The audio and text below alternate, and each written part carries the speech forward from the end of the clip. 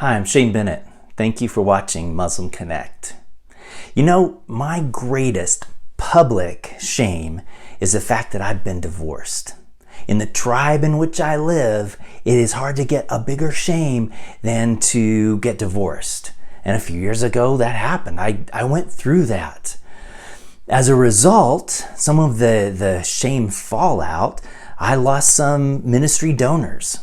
And I don't get invited to speak as often. Now, to be honest, I might not get invited to speak as often anymore because people got tired of hearing me speak. So just want to be honest about that. But there is shame that comes with divorce, and some of you could probably relate to that. Interestingly, the shame in my thinking quickly turns from shame to who is right and who is wrong.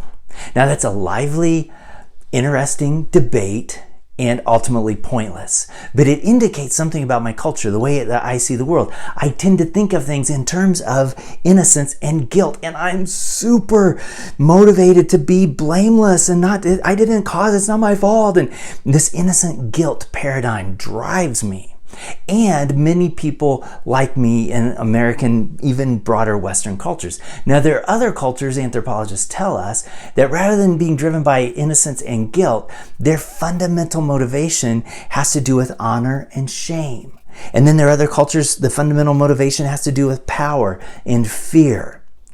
Now, I want to dive into the honor-shame briefly because most Muslim cultures at their core operate out of an honor-shame kind of paradigm. So that when a Muslim thinks about what is good or what is best or what do I need to do, how do I make this decision, they might think what will bring honor to my family or what decision might bring shame to my family.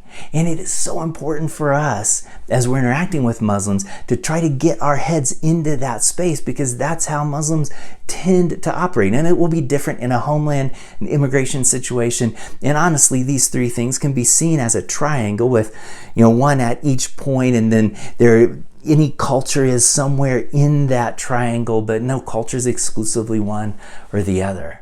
But understanding honor and shame will get us closer to connecting with our Muslim friends. It will get us closer to understanding the Bible.